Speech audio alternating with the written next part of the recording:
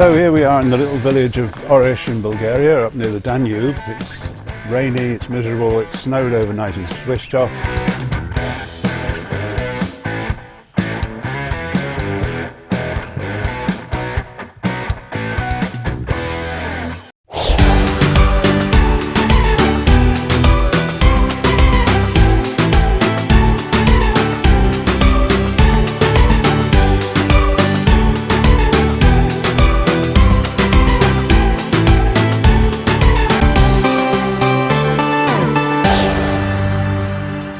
The building you can see there is the town hall at Oropesa del Mar in the Costa del Adhar. We go to this town regularly because it's the nearest town to our resort of Marina d'Or. In the pictures this month you can see the festivals from October, where everybody was out on the streets, sometimes 2 or 3 times a week, and there were lots of festivals, lots of eating, lots of fun and plenty of entertainment.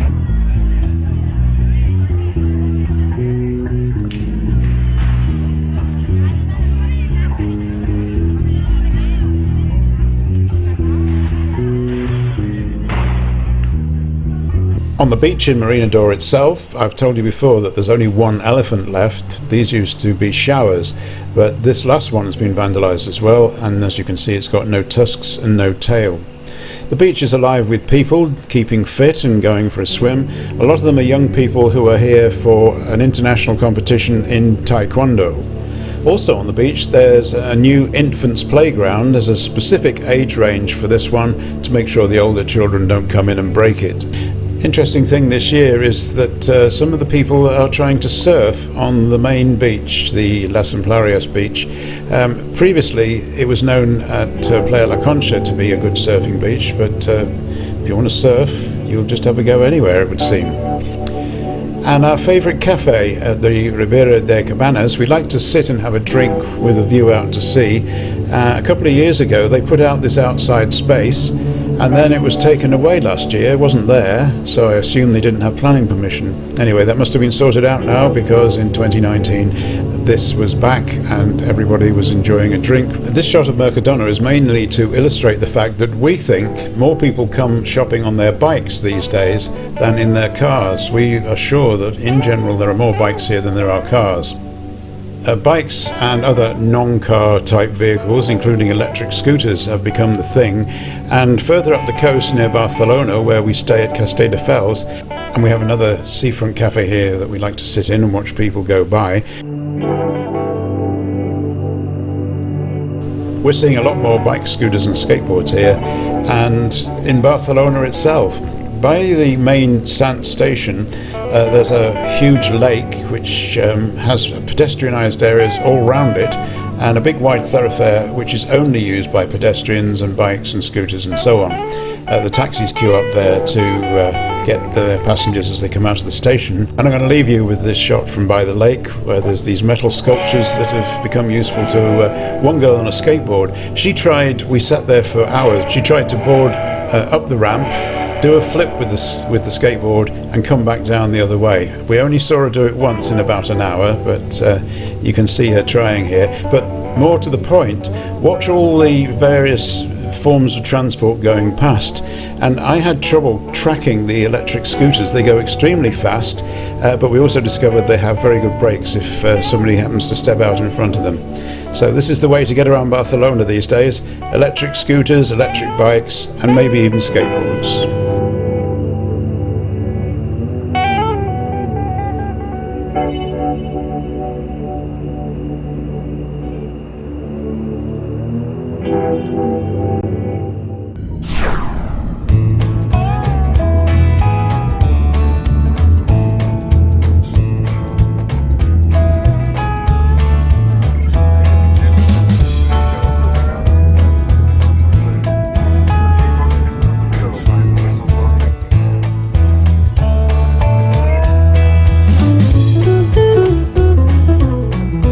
It's Christmas at Varna Airport, and yet the temperatures are still fairly warm for the time of year, although there's not a lot of people in the outside eating area.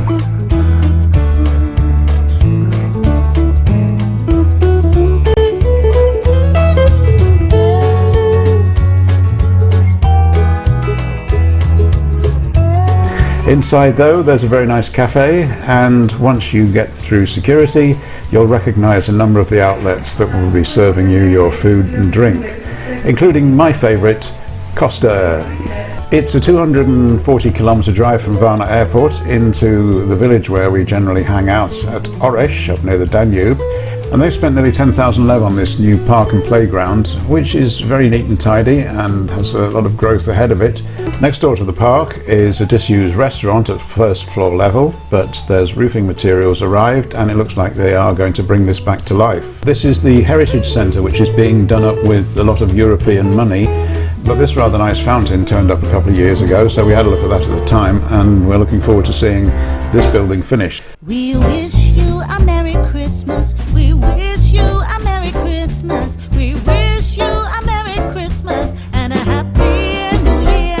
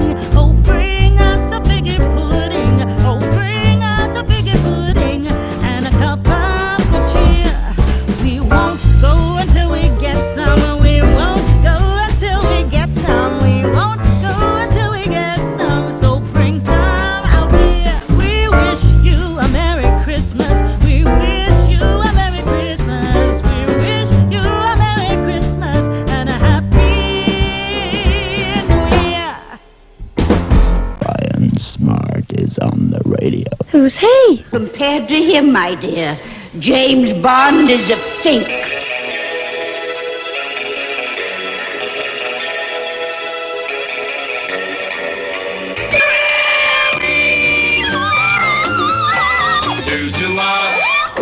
Good afternoon now, and welcome to the programme, David Jacobs. Good afternoon and welcome to you. I mean, thank you, rather, for welcoming me. You've done an awful lot of things in your lifetime. Where did you start?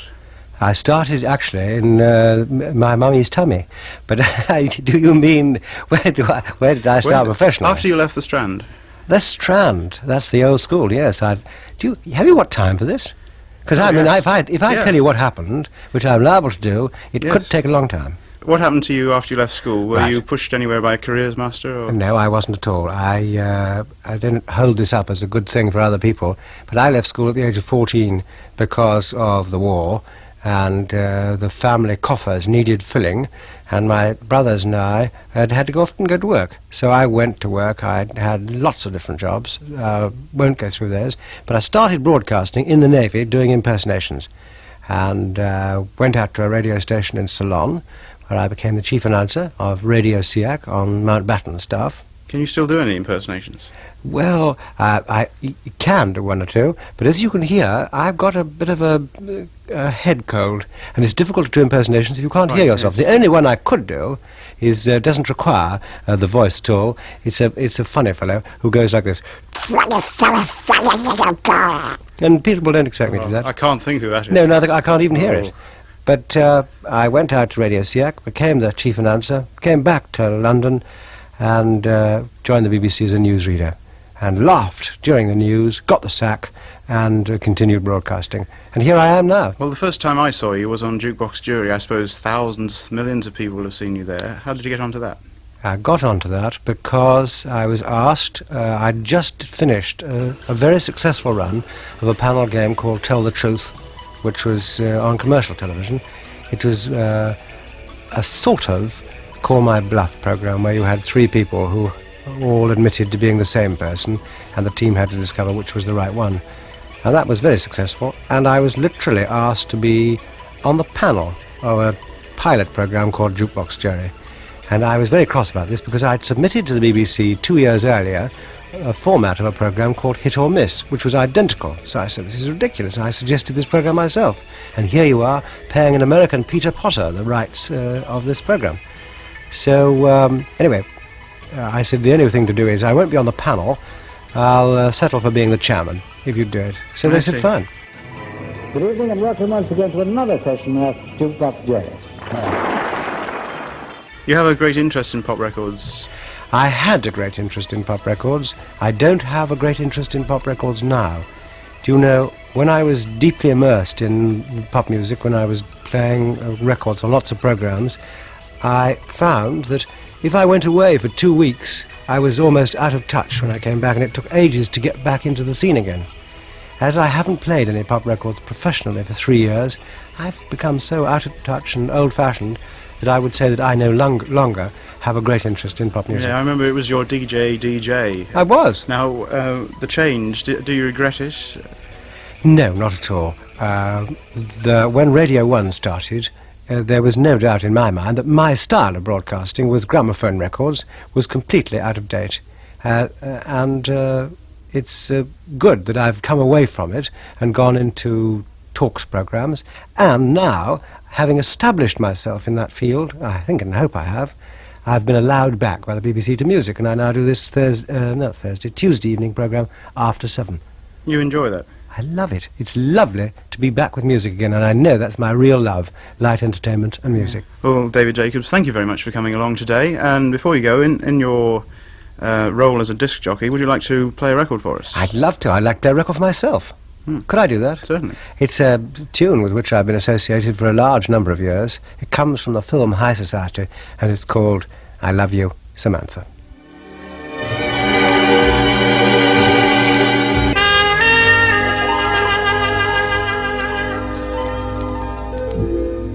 Bing Crosby and I Love You, Samantha, the choice this afternoon of David Jacobs.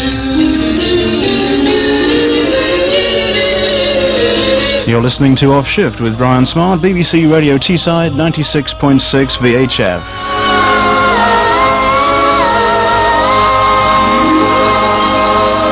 Now let's do some train spotting, and I've driven into Swishthof and I've parked outside the station and I'm looking for the trains that are due. There should have been 2 in the hour I was there, neither of them appeared, and all I could see was a bus in the station car park.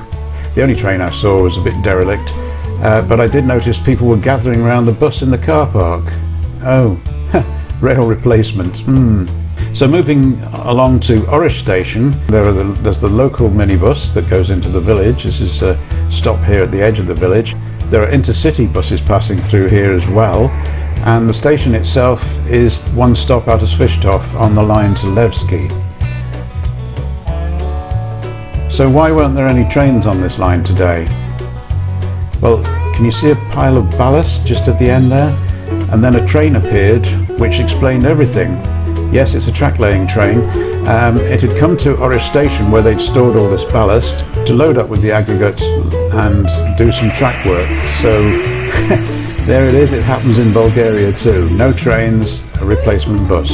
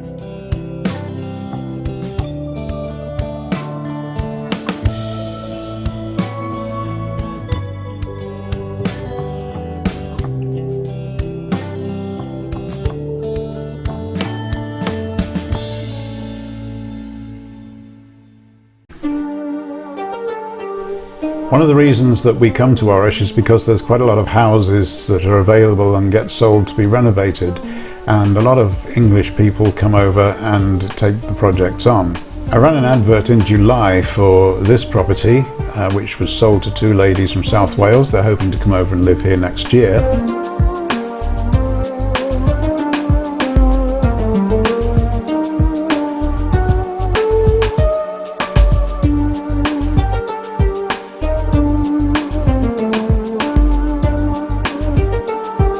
In the meantime, it's being modernised, and a new construction at the back will be the new bathroom. Traditionally, the Bulgarians have an outhouse, so they don't have their toilets in the house.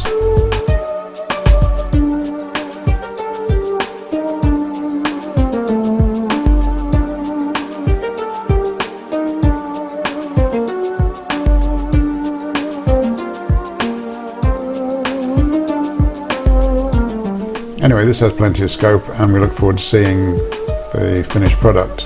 We have another house just come up for sale you might like to look at before we go.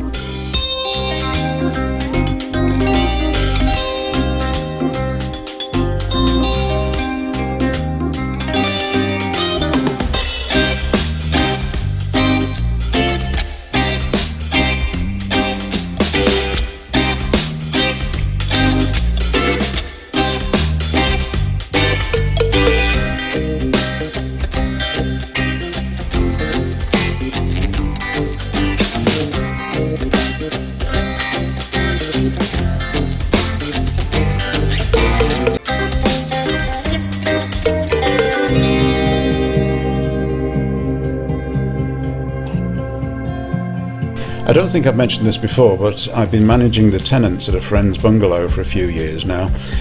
We got to a stage where the tenants were requesting that a few jobs were done, so I got involved in that. We put a new carpet down in one of the bedrooms. They've been painting some of the other bedrooms, and a particular thing that attracted me was that in the master bedroom they've bought themselves a new bed, and this is a fabulous bed. It's remote controllable. You can lift the top of the bed where the pillows are, and you can raise and lower the bottom end where your feet are, and it looks an extremely comfortable bed. I want one.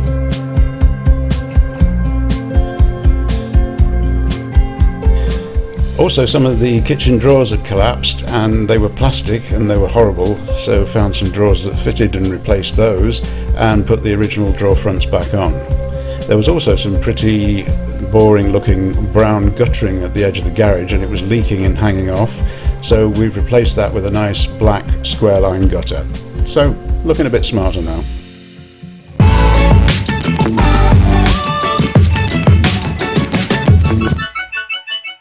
For our video tricks this month, I'm going to talk about interactivity.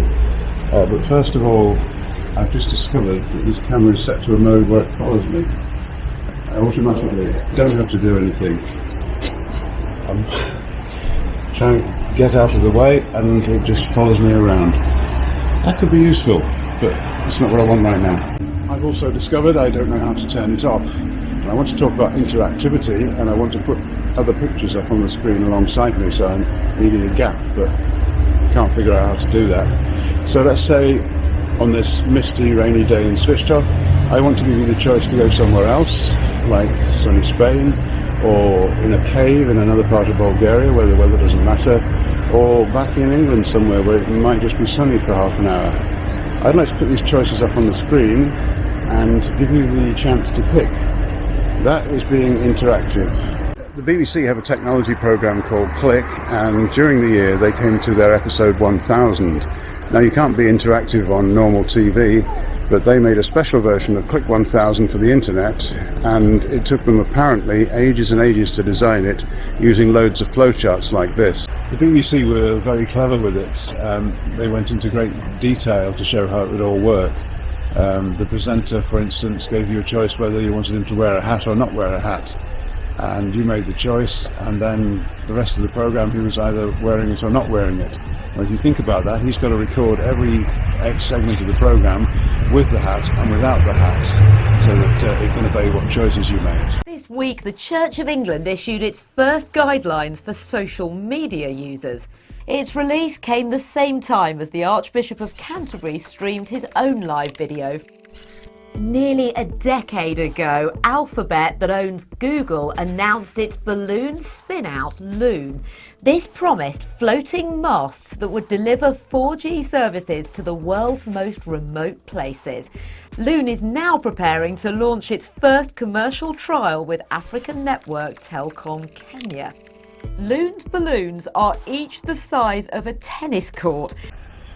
The BBC started doing research 4 or 5 years ago into what they called object-based media, and I've read a lot of that research, and it's changed the way that I collect video. Now just about every take that I make, every shot of something, and I'm at a railway station now, so I'm going to get a shot of a train, that will be saved as a video object, train arriving at switched off station. And then when I build a program, I've got all these different objects in my library, and I just bang them all together. If I could go interactive, which is the future, you could choose whether you want to see the train coming into the station or the bus waiting outside and where that's going. Something as simple as that. Nothing as complicated as the BBC, I don't envisage. So finally this month it's time for me to wish you a very Merry Christmas and hope you have a good time, and to try the interactive thing on YouTube. Now, I've got carol singers in the main video, which I recorded at Broughton Park recently. I've got the Argos Christmas advert running in the top left window, and now I'm going to give you the option to click through to other things and see if it works. So just below the Argos advert, an invitation to click the making of. The advert was made in Sofia, Bulgaria, and features a little girl who tells the story. And then on top right you can click through to see more Spanish content, and bottom right you can see this month's Bulgarian content without any other stuff in the way. So let's hope that works. See you next month.